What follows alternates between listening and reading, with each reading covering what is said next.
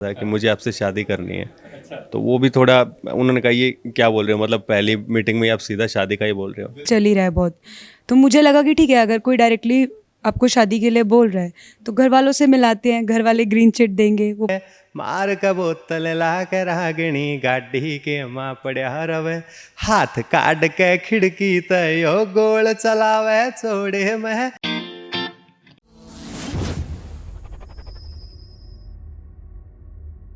नमस्कार, आप देख रहे हो चैनल पंजाबी टेशन इंडिया और मैं आपका होस्ट जस्सी ब्रैस। जैसे कि दोस्तों आप देख रहे हो कि बहुत कमाल की फिल्म रिलीज होने वाली है डीजे वाला बाबू। सो आज हमारे साथ डीजे वाले बाबू की स्टार कास्ट मौजूद है, माही गौर जी और गुलजार छन्नीवाल जी। सर बहुत बहुत स्वागत है। Hello ma'am. राम राम जी। तो सर कैसा फील हो रहा है? आपकी पहली फिल्म है डीजे वाला बाबू और कह सकते हैं कि हरियाणा की ने पहली एक कमर्शियल फिल्म रिलीज होने वाली है और आप उसका हिस्सा बनने जा रहे हो। सो कैसी मूवमेंट है, कैसी फीलिंग है? बहुत प्राउड फील होता है और बहुत अच्छा फील हो रहा है कि इस फिल्म का मैं हिस्सा हूँ, और जो कि एक हरियाणा की दोबारा से ज़िंदा करने के लिए हरियाणवी थिएटर को ये एक कदम लिया गया है। तो बहुत खुशी है मुझे इस बात की। मेरी आपसे ना एक सवाल है मेरा, जैसे कि ना सर ने काफ़ी टाइम बाद फिल्म की है, क्या आपने रोक के रखा था कि किसी और के साथ फिल्म नहीं करनी, जो फिल्म करोगे तो मेरे साथ ही करो? नहीं ना, ऐसा कुछ नहीं था। इसके लिए प्रॉपर ऑडिशन लिया गया था, तो वो ऑडिशन मैंने क्लियर किया, तभी ये मूवी आगे करी। ऐसा कुछ नहीं था कि मतलब मैंने इनको रोक के रख रखा था। ना ना ना, नहीं नहीं, मेरी तरफ से कभी भी कोई बाउंडेशन नहीं है मेरे हस्बैंड के लिए। वो चाहे फ्री हैं, किसी के साथ भी काम कर सकते हैं, मेरी तरफ से कोई बाउंडेशन नहीं है। सो सर जैसे ना आपने आपको फिल्म की कहानी सुनाई गई है ना, जैसे आपको पता चला कि मैम आपके साथ काम करने वाले हैं, सो आपने डायरेक्टर को ऐसे नहीं बोला कि director sir B R film में तो कोई और दे दो ना, कि साथ घर में तो साथ साथ रहती ही है?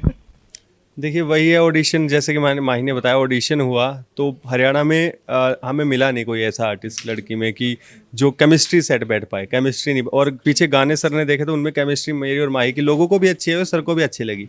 फिर सर ने ऑडिशन लिया तो उसमें माही पास हुई और फिर इस फिल्म में। भाई क्या था कि आपने डबिंग आपने नहीं की ना, क्या कारण था कि आपने रिहर्सल बहुत की थी, आपने डबिंग आप क्यों नहीं कर पाए? एक्चुअली मेरे को थ्रॉट इन्फेक्शन हो रखा था उस टाइम पे, लैरिंजाइटिस, तो उस वजह से मैं डबिंग नहीं कर पाई थी। तो सर ने एक बैकअप प्लान ले रखा था और वो फिर उसने मुझे सेव कर लिया। अदरवाइज़ फिर वही है, थोड़ा डिले हो जाता प्रोजेक्ट, और पहले ही ऑलरेडी डिले हो रहा था कुछ टेक्निकल इश्यूज़ की वजह से। तो यही रीज़न था डबिंग ना करने का। जैसे ना आप दिल्ली से हो, हाँ जी। तो आपको पूरी जैसे सर बोलते हैं हरियाणवी पूरी आपको समझ आ जाती है, जब पूछना पड़ता है कि हाँ, स्टार्टिंग में थोड़ा होती थी दिक्कत मुझे कि समझ भी नहीं आता था क्या बोल दिया, बट अब मैं इजीली समझ जाती हूँ। नहीं, पर हरियाणा के बहुत सारे शब्द ऐसे वो फनी से होते हैं ना, जो हाँ, अच्छे लगते हैं, हाँ हाँ हाँ जी, वहाँ का शब्द है। हाँ तो जी। मतलब डेली रूटीन में ऐसे कौन से शब्द हैं जो आपको कम समझ लगते हैं कि ये क्या होता है? अभी तक तो ऐसा कुछ नहीं है, मतलब समझ आ जाता है क्योंकि अब टाइम हो गया ना मुझे साथ रहते रहते, तो जो भी बोलते हैं समझ आ जाता है। तो कई बार ऐसा हुआ है कि उन्होंने आपको कुछ बात की हो, आपको नहीं समझ लगी हो ऐसा? याद नहीं है, हुआ तो बहुत बार स्टार्टिंग में ही, बट अब अभी ऐसा कुछ ऐसा नहीं है कि बोलते हैं और मुझे नहीं समझ आता, आ जाता है सब आसानी से। तो सर जैसे कि आपके ना लिखने का आपने बताया कि आपका लिखने का जुनून आपका तब से है, जैसे आपने अपना नाम ही इस वजह से रखा था ना कि गुलजार हो जाएगा। सो इस फिल्म में आपने बहुत सारे गीत लिखे हैं। सो ये आपने कहानी के आधार पे लिखे हैं जो पहले लिखे थे ये गीत कुछ? ये गाने सर मैं सिचुएशन में लिखता हूँ। जैसे आपको पता है राइटर साइको होते हैं, कुछ भी कहीं बैठे कोई चीज़ देखी तो लिखना शुरू कर दिया। उस तरीके से लिखे गए थे ये सारे गाने, कहीं ना कहीं किसी सिचुएशन में लिखे गए थे, और कुछ ऑन डिमांड एक दो गाने जो वो ऑन डिमांड लिख रखे थे मैंने। जैसे हमने बोला कि राइटर्स थोड़ा साइको होते हैं, सो इमोशनल भी होते हैं ना, तो जब पहली बार मैम को गोवा में आपने देखा था तो सबसे पहले आपने क्या शब्द लिखे थे, था कुछ जहन में? मैंने सर लिखा तो क्या ही था, जो मेरे मन में था वो मैंने उनको एक्सप्रेस कर दिया था कि मुझे आपसे शादी करनी है। तो वो भी थोड़ा उन्होंने कहा ये क्या बोल रहे हो, मतलब पहली मीटिंग में आप सीधा शादी का ही बोल रहे हो। तो मैंने कहा देखिए मैं रिलेशन वगैरह इन चीज़ों में नहीं पड़ना चाहता, मेरा सीधा डिसीजन है, मैं पेरेंट्स की तरफ देख रहा हूँ और मुझे उनकी देखभाल के लिए चाहिए कोई।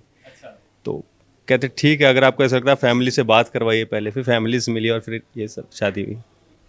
कैसे ना लड़कियों को होता है कि ना पहले घूमेंगे डेट उट करेंगे, सो आपने एकदम जिन्होंने आपको मैरिज का ऑफर दे दिया, तो कैसा लगा आपको? ये एकदम चौंकी नहीं यार, ये क्या? हाँ, मेरे लिए बहुत शॉकिंग था, बट ये एक ईजी भी था। वो रिलेशनशिप रखना ये सब आजकल चल ही रहा है बहुत। तो मुझे लगा कि ठीक है, अगर कोई डायरेक्टली आपको शादी के लिए बोल रहा है तो घर वालों से मिलाते हैं, घर वाले ग्रीन चिट देंगे, वो पसंद करेंगे तो मैं शादी करूँगी। मेरा शुरू से यही प्लान था कि मुझे भी कोई रिलेशनशिप नहीं रखना, कोई भी मुझे मिलेगा पसंद आएगा डायरेक्ट शादी, दैट्स ऑल। कर्मों के साथ मिलती है। बिल्कुल, तभी मैंने बोल दिया था। अच्छा, हमको पता चल गया कि इनको मतलब अच्छे वाले है ना, लकी है आपके लिए। सो सर कैसा देखते हैं कि हरियाणा का सिनेमा ना, आप अभी हरियाणा की इंडस्ट्री बहुत ग्रो कर रही है, सो आपको कैसा लगता है पंजाबी सिनेमा और हरियाणा सिनेमा? पंजाबी फिल्में देखते हो आप? जी, पंजाबी फिल्में देखते हैं। मतलब क्या आपको लग रहा है कि कंपैरिजन करते हो कि पंजाबी और हरियाणा के सिनेमा? सर कंपैरिजन कहाँ से करेंगे? यहाँ एक फिल्म बनी थी वो भी 1980s में। यहाँ पंजाब इंडस्ट्री में इतनी सारी फिल्में बनती हैं। यहाँ म्यूज़िक इंडस्ट्री बहुत ग्रो हुई है, हमने पंजाब से बहुत कुछ सीखा है। इवन इस फिल्म में भी पंजाब इंडस्ट्री का ही बहुत बड़ा हाथ है। स्पीड रिकॉर्ड्स जिन्होंने ये प्रोड्यूस की है, पिटारा ने जिन्होंने प्रोड्यूस किया है, तो पंजाब इंडस्ट्री का बहुत बड़ा साथ है। जैसे पंजाब हरियाणा का बड़े भाई के तौर पर रहा है हमेशा, तो बहुत साथ दिया और बहुत कुछ सीखने को मिला पंजाब से हमें।